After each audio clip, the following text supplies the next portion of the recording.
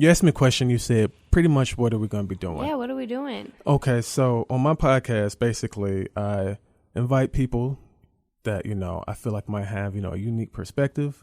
I really just like to know what other people are doing. Yeah, because that was going to be my second question. Why me? Well, it's everybody. Number one. He's like, don't feel special. Well, no, you should, because I'm giving you an opportunity to talk about, whatever you want to talk about and say and put things in your own words. You may or may not be familiar with like the Keith Lamont case, what happened when the man was slain. That was here, right? Yeah, it was here. Forgive me for not being very into like politics, not even politics, but just like the news in general. But yes, I did briefly hear about it. Right. And I'm not even, going in that direction to talk about that. Right. But after that, there were some protests and riots, and people, the response from people on on the social media was like, oh, y'all are fucking up my city, and don't do this to my city. And but what they were talking about were like nightclubs, cars, things like that. So it just got me to thinking. I was already doing a podcast at the time, but I have a love-hate relationship with this city.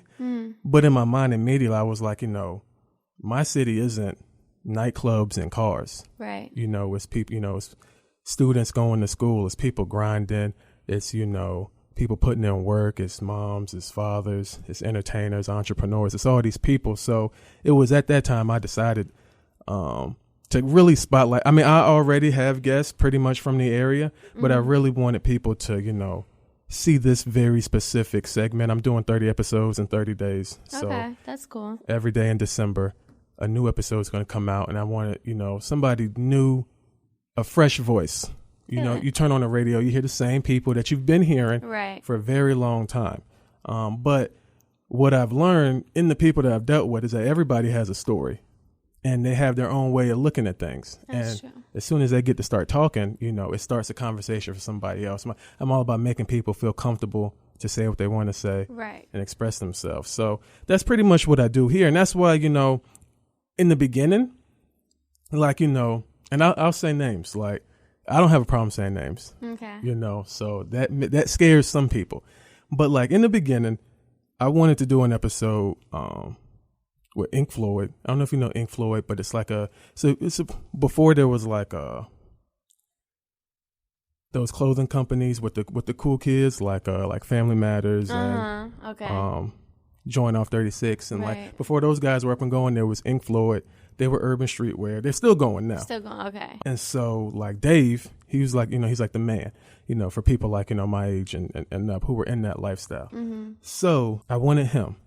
I also reached out to like another facility, Dup and Swat. I don't know if you heard of that place either. Okay, so it was like I don't want to use the term co-working, but that's what they were attempting to be. Was like a co-working. So you were kind of you were interviewing entrepreneurs, to say the least.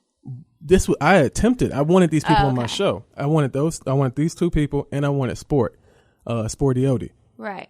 I have heard of him. Yes. Okay. Do all this to lure these people. Of course, these are people with notorieties, names, and there was resistance.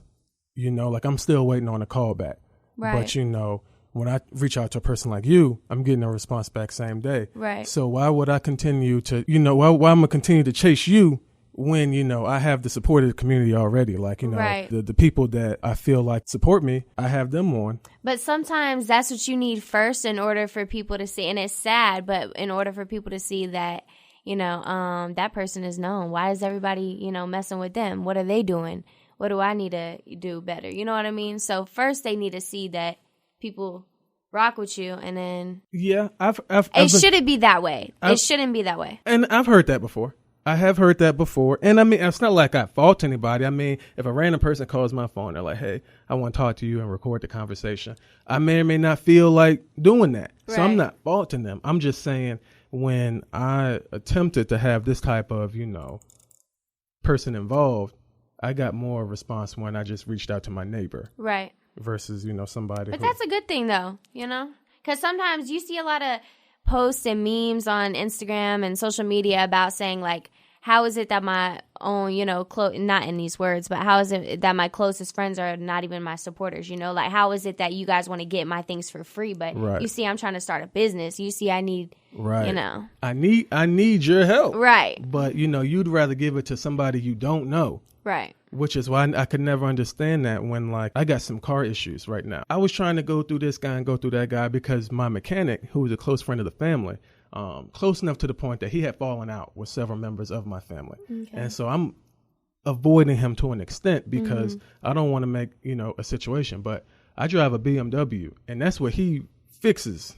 That's what he's a master, mechanic. So I'm like, why am I going to, like, go to a stranger or to continue to dodge, services that I know are premium for the sake of other people? Like, I love to put my money into somebody else's pocket that I know. Right. Like, I'm the same way. No, I'm the same way. I don't want to go out here and give it to a stranger because, first of all, I don't know if I can trust you or not, if I can believe you.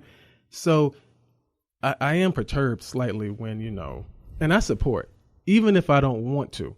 Right. And even if, I don't fully buy the dream, I still support.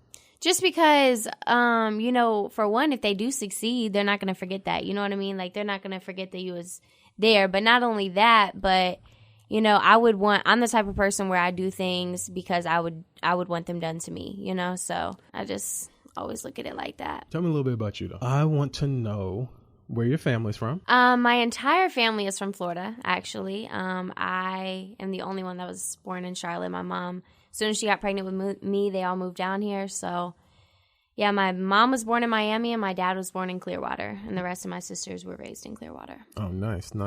How often do you go back there? I try to go back as often as I can. I really nowadays only go about once or twice a year. But I love Florida. If I could live there, I would be living there. What do you like about Florida? Well, I love the hot weather. I hate cold weather. Everything about it. And I don't know. I just feel like, there's always that one place. Well, Europe inevitably has my heart. I have intentions to move there within the next 2 years. But if it were in America, Florida would be it because it's just hot and it just puts you in that good mood. And it does. And they just like, I don't know if it was recreational, but I think they just legalized like medicinal marijuana there. Really? I'm pretty sure. Something even better. Yeah, something got legalized there. Yeah. Have you seen that meme where it's like the dog behind the gate? And he's like, how it feels watching it. Every state but yours legalize weed. Oh, no, I haven't seen that, but okay. I feel that, though. Exactly. So annoying. It is very annoying. Okay, so you live here in Charlotte. And so what do you do? Like, what kind of aspirations do you have? Well, I'm in school right now at CPCC, and then I'm either transferring to UNCC or going to school in Europe, as I mentioned before.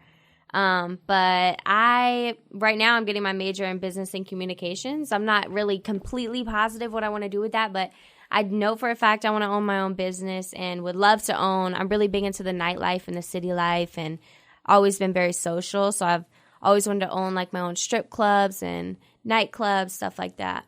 Do you you've been to the strip clubs here? Oh, yeah. What's your favorite?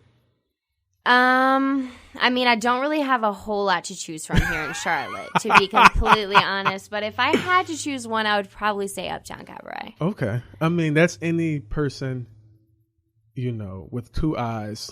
That's usually their first choice. Right. You need eyes to see, but right. Cameo is fun. If you just want to get drunk somewhere and eat some good like food late at night, Cameo is fun. But like, it's just too. I've never been to Cameo. Have you not? I've never been. Really? I went there a few times. It used to be called it used to be called Daisy Dukes. And I went there plenty times when it was Daisy Dukes. And I mostly... Oh, so you know what it looks like inside. Exactly. It's a pretty small... Well, I thought it was big inside. Well, I'm comparing it to, extravagant clubs. I'm talking about like Atlanta, Miami type. Yeah, Uptown would have to be my favorite. I've been, I want to say, with the exception of Cameo, I've pretty much been to all the other ones. And they're usually lackluster. Right. And excuse me, what I noticed is they're always, every time I go, they're not packed. And I would think they would be, but they never are. They're always like, it's like slow motion in there. And I'm like, I hope my club's not like this. I pray to God. Well, you are right. They are very not packed most of the time.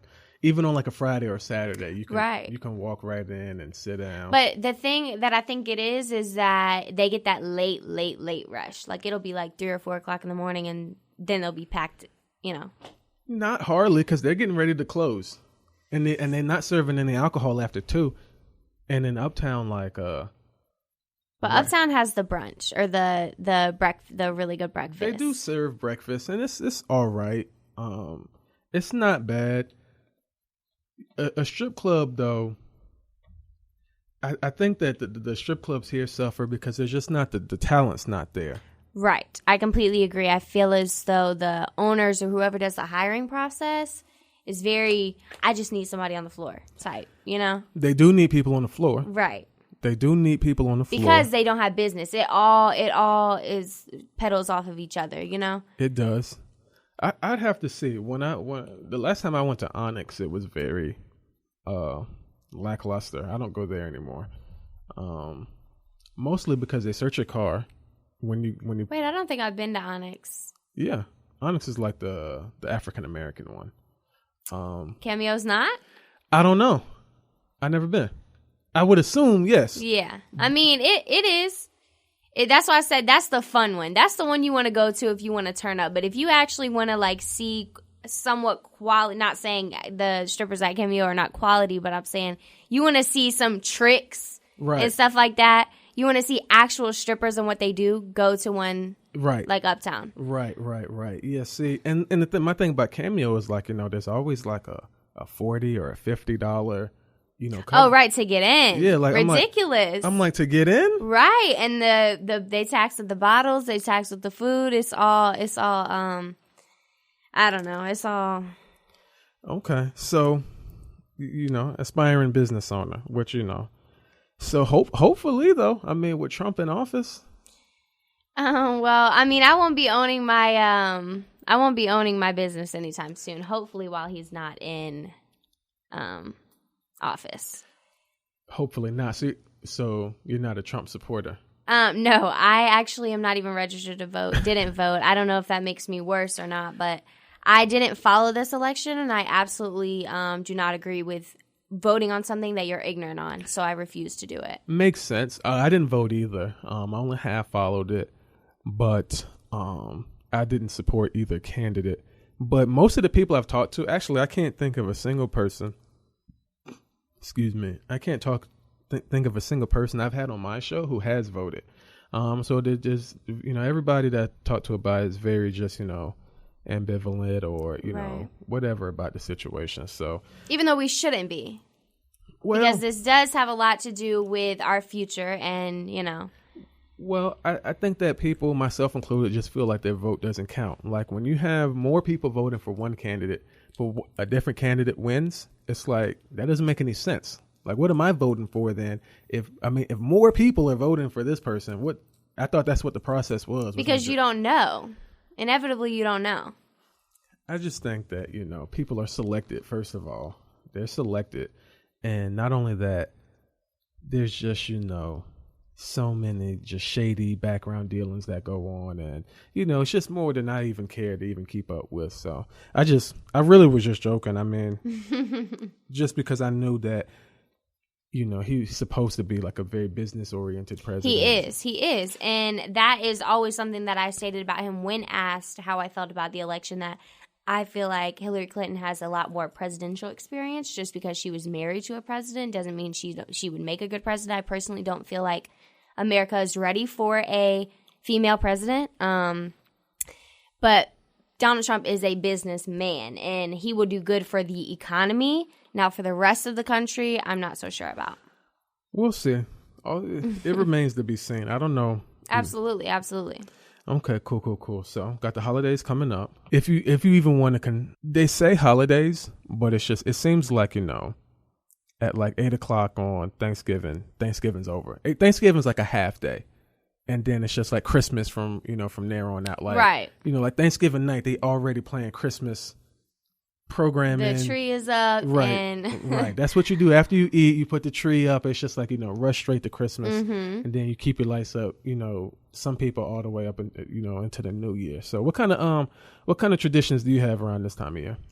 To be completely honest, I'm not as close to my family as I should be, so I don't spend that much time, the